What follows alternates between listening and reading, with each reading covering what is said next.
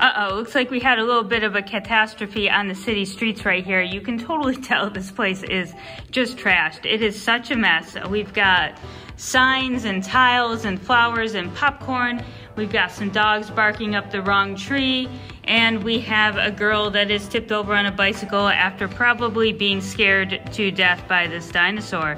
But my friends, we are here to see a Lego store.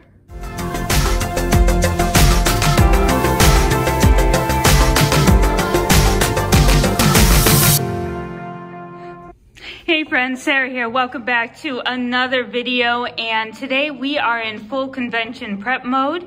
In fact, about a week from now, or actually a week from today, we will be at the convention. The display will be done, and we will be checking out our first Lego convention that we have an exhibition in. So I am super excited, super pumped. So this video is absolutely not going to be a messy table to a clean table type of video, because I am working right now on a few mini buildings that will go on this one base plate.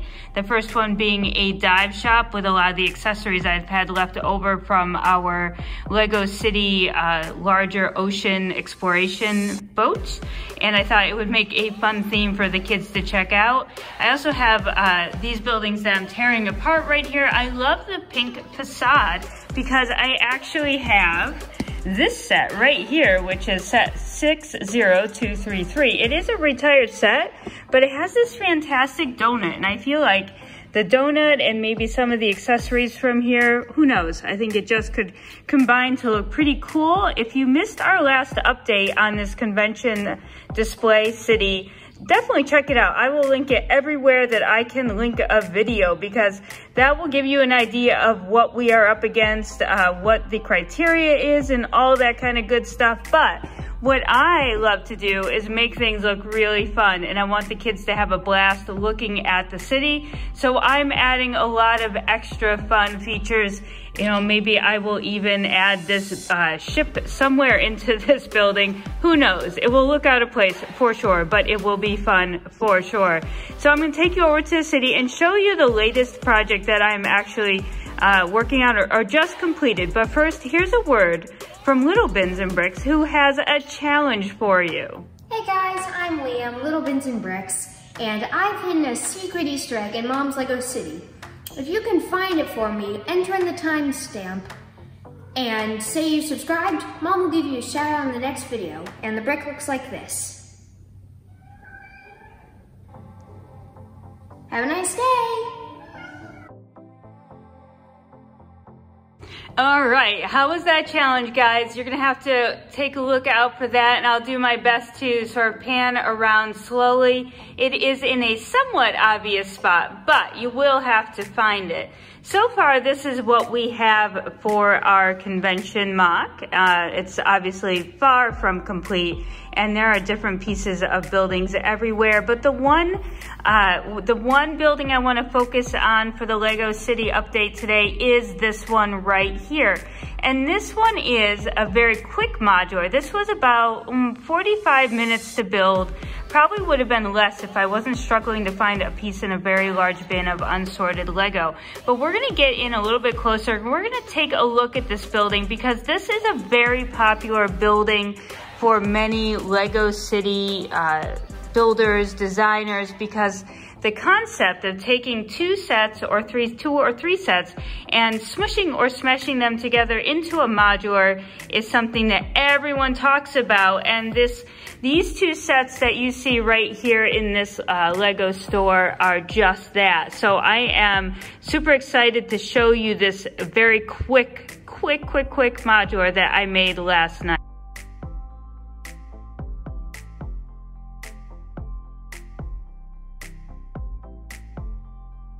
So a super popular idea among Lego City builders is to take a couple smaller sets, possibly the Creator 3-in-1s, or like these Lego store micro scale sets and promo sets, and actually create a modular out of them. And that's exactly what I purchased them for as well. Generally, people purchase two of maybe this one here, okay, which is, it is a 2-floor, and the other floor is tucked into this level here. And I'll go inside each level just to show you. But then they also may purchase this bottom one here, which is actually one that opens up and closes like a book. So more of that, that dollhouse. It had a hinge here and a hinge here, which I did have to remove. Otherwise it would not sit flush up against another building, and I did not need the store to open and close anymore. And as you can see, right in here, this is where it would have opened, and I simply have a low stock of white bricks. So all I did was take out the hinge piece, add in a regular plate piece, and go forward from there without overdoing the rebuild on this, which I could easily have gone through and made the wall a little bit more sturdy and evenly placed. But that, my friends, would have taken me longer than 45 minutes just to locate enough mostly clean white pieces to do that with. And we can go all the way around here, and you'll see that I tried to keep it as symmetrical and even as possible. Now the bottom set actually went all the way around, but the next two sets from here and here were open as a dollhouse style. So what I needed to do was actually fill that back in. Now some people may buy just two of this top set and work in something with that, but I decided to purchase one of the top and one of the bottom sets, and I'll just add a couple pictures of those for you again, just so you can see which ones I'm referring to. But I think that if you have enough white pieces and a few extra bricks, I had some extra masonry bricks, some extra gray plates and things like that, you should be fine with just one of each set or two of one set. I wouldn't go crazy, because sometimes, here's tip number one, sometimes buying two of a set doesn't necessarily get you the right pieces. Now remember, lots of these sets have little details and fun things on the inside that go towards their piece count, but it won't necessarily help you make a wall or a roof or anything like that, and you will still need to come up with a bunch of 1x4s and 1x3s and 1x2s. So it may be better just to purchase the one set and then a handful of other types of bricks. And as you can see here, I duplicated the pattern of the bottom floor onto this next floor, although this floor is actually one of the floors from this set.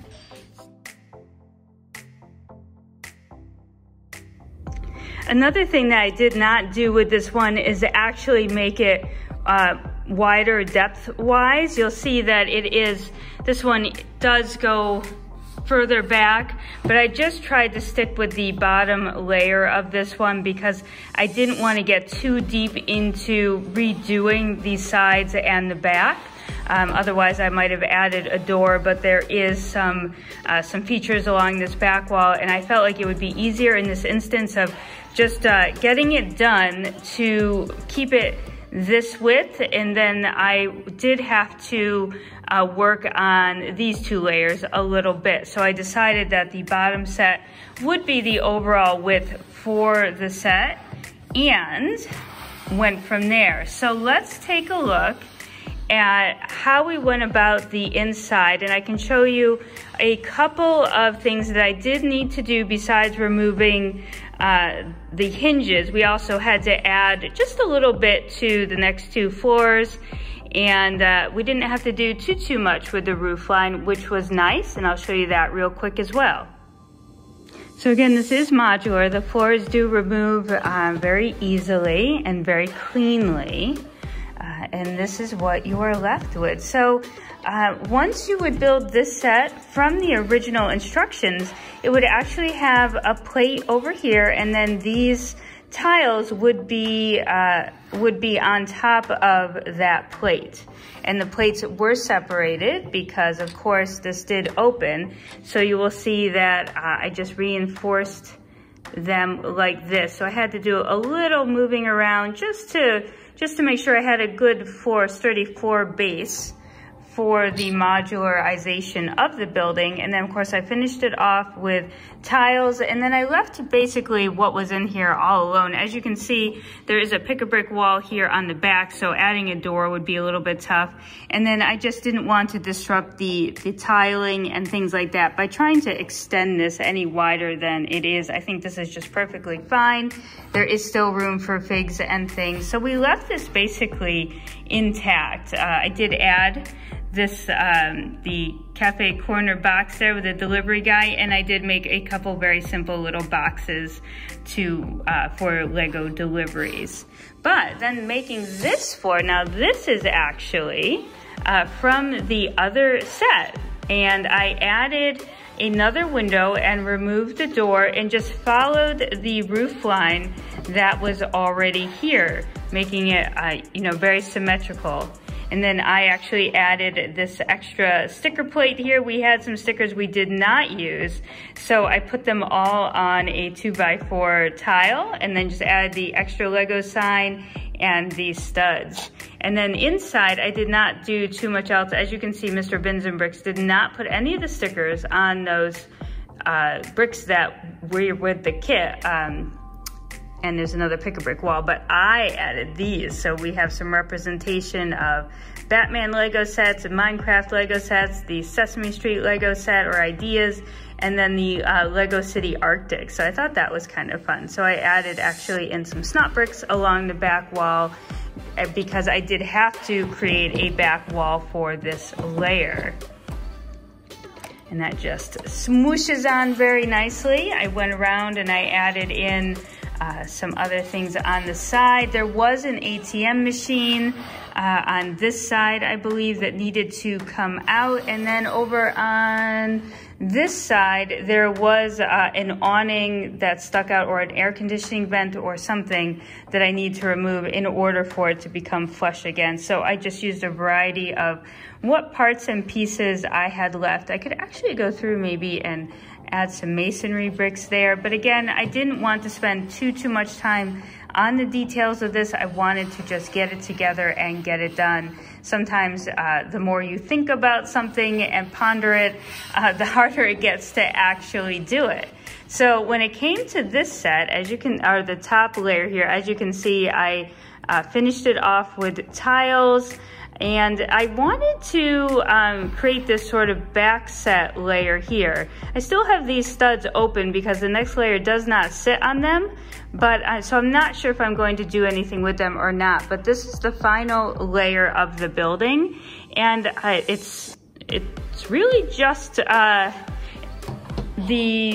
one layer from the set, and I actually did have to add, as you'll see here, I did have to add another plate to the bottom to extend it long enough to cover and fit the bottom floor. So I had to do that, I believe, on both floors. No, I did not have to do it on this floor. That's right, because this floor here that I used was actually the roof for this original set.